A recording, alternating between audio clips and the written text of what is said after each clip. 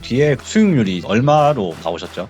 제가 6월 기준으로 이제 150% 정도인데 이제 6월 1일부터 쓰기 시작했으니까 6월 7, 8일쯤부터 지속적으로 수익을 냈던 것 같습니다.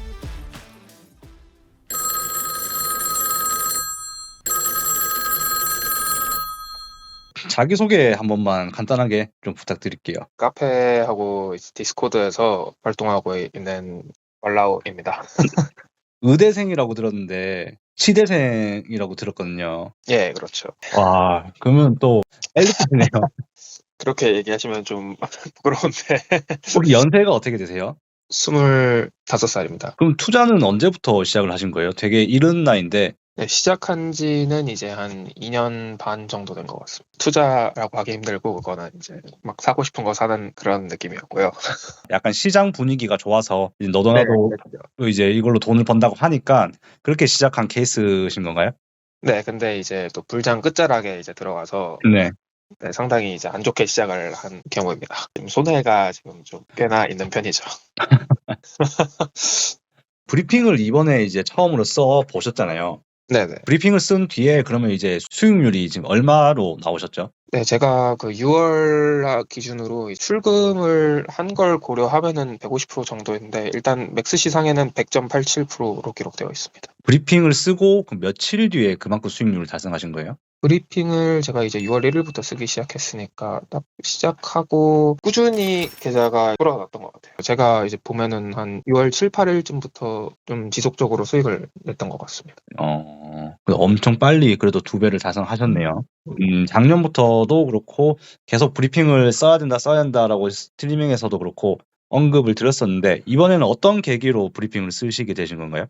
네, 제가 이제 작년 가을에 파동에너지 이론을 접하고 전자책을 구매를 했었습니다. 네, 그래서 전자책을 구매해서 이제 혼자 보다가 저 혼자 마음대로 약간 해석을 하고 약간 이러다 보니까 좀 정확하게 그게 이루어지지 않은 감이 있었고, 이제 올해 초부터 그 스트리밍 보기 시작하면서 그때 이후로 이제 브리핑의 중요성을 좀 깨닫고 좀 더 정확하게 이 파동에너지를 이해를 하게 됐는데요. 근데도 이제 브리핑을 직접 써보진 않았죠. 약간 머릿속으로만 그냥 어떤 흐름으로 흘러가겠다, 대충 어디로 가겠다, 약간 그러다 보니까 어떤 근거를 가지고 있었는지도 명확히 기억이 안 나고 어떤 기준 차트를 삼고 이쪽으로 가겠다라고 생각을 했는지도 이제 확립이 안 돼서 막 근거가 명확한 트레이딩을 하진 않았던 것 같습니다. 그럼 브리핑을 쓰고 난 뒤에는 뭔가 달라지신 점이 있으셨나요?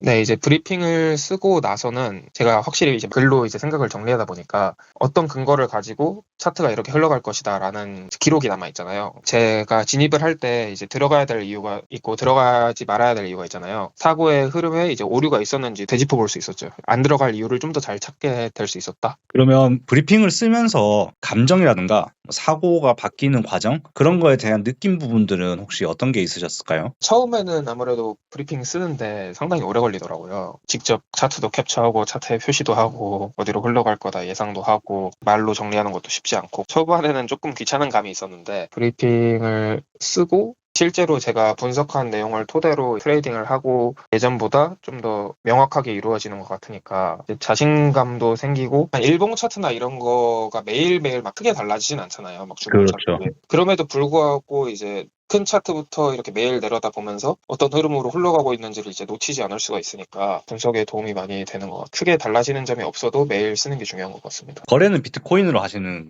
거죠? 네, 비트코인으로 선물하고 있습니다. 선물 트레이딩을 하시고. 네. 혹시 뭐 더 추가적으로 브리핑은 무조건 써야 된다라고 생각할 만큼의 가치가 있었던 적이 있었는지 그게 좀 궁금하네요.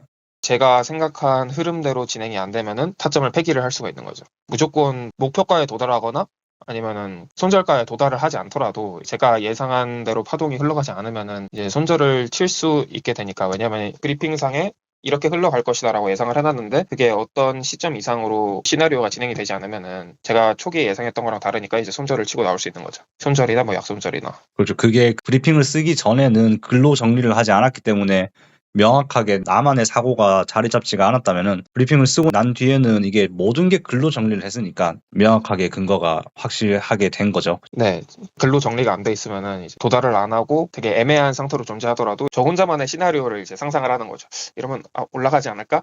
뭐 이러면은 뭐 내려가겠지. 약간 이런 식으로 좀 버티고 있는 경우가 많았는데 브리핑을 쓰면은 그런 점이 좀 많이 줄어드는 것 같습니다. 그러면 매매 횟수에 대해서는 혹시 변화된 게 있나요? 예전보다는 좀 많이 안 들어가는 편인 것 같습니다. 이제 뭐 네. 지지 구간, 저항 구간이 다 잡히니까 또 방향성도 어느 정도 잡히니까 이제 큰 차트에서의 흐름을 좀 따라가려고 하다 보니까 이제 뭐 작은 차트에서 뭐 쌍봉이 발생했다고 해서 막 숏을 치고 막 그렇게 무분별하게 들어가는 경우는 좀 줄어든 것 같습니다. 그 피드백도 받으셨죠. 네, 피드백도 받았습니다. 네. 피드백을 받았을 때와 받지 않았을 때의 차이점이 혹시 있다면 어떤 것이라고 생각을 하시나요? 피드백을 안 받고 혼자 쓰다 보면은 스스로 틀린 부분이 있어도 계속 저만의 틀린 방식대로 이렇게 이어나갈 텐데, 다른 분들의 브리핑도 보고 브리핑 피드백 받는 것을 보고 제가 또 틀린 부분이 있으면 어떤 부분이 틀렸는지 다음 브리핑을 작성할 때 이러한 사고들을 반영시킬 수 있으니까 되게 좋았던 것 같아요. 실질적으로도 분석력을 향상시키는 데도 그렇고 트레이딩을 할 때도 그렇고 피드백과 브리핑이 둘 다 효과를 봤다. 네. 그럼 지금도 혹시 브리핑을 쓰고 계시는가요? 지금 너무 바쁘셔가지고. 네, 최근 며칠 전부터 다시 쓰고 있습니다. 지금 스텝으로도 지금 활동을 하고 계신 거죠? 네, 맞습니다. 스텝으로 활동을 하면서 공부도 하시면서 트레이딩도 하시면서 네. 너무 바쁘게 사시는 거 아니에요? 그래도 이제 좀 뭔가 작년에 좀 크게 데이고 나서 벡터 트레이딩 룸을 좀 접하게 됐는데, 아무래도 이건 맞는 것 같다라는 확신이 제가 있어가지고 이쪽 방면도 공부 중입니다. 그러면은 벡터 트레이딩 룸이 맞는 것 같다라고 말씀을 해주셨는데 어떤 점에서 그렇게 생각을 하셨나요? 근거가 확실히 있잖아요. 이평선과 스토캐스틱과, 그리고 제가 실제로 차트를 보면서 이를 대입해봐도 상당히 정확하다는 생각을 했었거든요. 네, 그렇죠. 명확하다는 점이 가장 큰 것 같습니다. 이게 근거가 확실히 있으니까 스트리밍도 무료로 해주시고, 그래서 약간 되게 실제로 가르쳐주고 싶어한다는 그런 걸 많이 느꼈고요. 자, 그러면 이제 2배를 달성을 이제는 해보셨잖아요? 네. 그전에도 혹시 2배를 이렇게 트레이딩만으로 달성을 해보신 적이 있나요? 단번에 어떻게 시장 잘 만나서 뭐 코인 하나가 떡상을 해서 이런 게 아니라 꾸준하게 계좌를 우상향시켜서 실제 근거를 가지고 트레이딩을 한다는 가정하에 있긴 한데 이게 무슨 느낌이냐면은 고래버리지로 결말은 청산이거든요, 그게. 그렇죠. 그래서 그런 것보다는 제가 이제는 비중도 조절하고 그렇게 해서 2배를 만든 거는 이번이 처음입니다. 이렇게 트레이딩을 했을 때와 달성을 하지 못했을 때 트레이딩 성향이라든가 심리적인 부분이라든가 이런 부분이 달라진 점이 혹시 있나요? 제가 이번에 2배를 달성할 때 그렇게 고래버리지를 사용을 하지도 않았고 매매를 막 수없이 많이 한 것도 아닌데 천천히 불려가면서 한 달 동안 이제 달성을 한 거잖아요. 그러다 보니까 이렇게 좀 여유를 가지고 접근하고 좀 조급해하지 않아도, 그리고 비중 조절을 막 크게 하지 않더라도 2배를 만드는 게 엄청나게 어려운 일까지는 아니다라는 경험을 얻었으니까 조금 더 이제 심리 컨트롤 부분에서 더 좋아진 것 같습니다. 그렇죠. 2배를 한번 만들어 봤으니까 조급함만 가지지 않으면 언제든지 2배라는 거는 만들기가 그렇게 어렵지 않구나. 네, 충분히 가능한 일이라고 이제 보기 때문에. 그래서 저희가 지금 하고 있는 이 2배 프로젝트라는 것도 사실 이 경험을 하고 하지 않고의 차이는 어떻게 비교를 해야 되지? 다시 재기를 할 수 있는 희망을 품을 수 있냐 없냐? 네, 그렇죠. 약간 이런 차이라고 보기 때문에 오히려 2배를 만들어 보면은 손절치기도 되게 쉬워지고 다시 들어가면 되지 뭐, 다시 0점 잡아서 트레이딩하면 되지 뭐, 약간 이런 심리가 되는데 어떤 성과를 내보지 못하면은 오히려 계속 버티게 되고 그러다가 큰 손절 당하고 이런 현상이 발생을 하거든요. 제가 궁금한 게 갑자기 생겼는데 차트를 공부하는 것과 의술을 공부하는 것과 공통점이라든가 그런 게 있을까요? 제가 봤을 때는 어떤 단순하게 이론만 가지고 실전을 돌입할 수는 없다. 결국에는 실전 경험이 있어야 된다. 약간 이런 부분이 공통점이지 않을까 생각이 들거든요. 되게 예리하시네요. 네. 왜냐면은 의술 같은 것도 결국에는 자기가 직접 손으로 툴들도 만져봐야 되고 써봐야 되고 흔히 말하면 째봐야 되고 꼬매봐야 되고 이런 게 있을 거잖아요. 네, 저희가 마지막 2년 동안은 이제 실제로 환자들 대하고 환자들 선생님들이 진료하는 거 옆에서 보조하고 하는 과정도 거치거든요. 네, 그런 부분들을 이제 이론을 적용시킨다고 볼 수 있죠.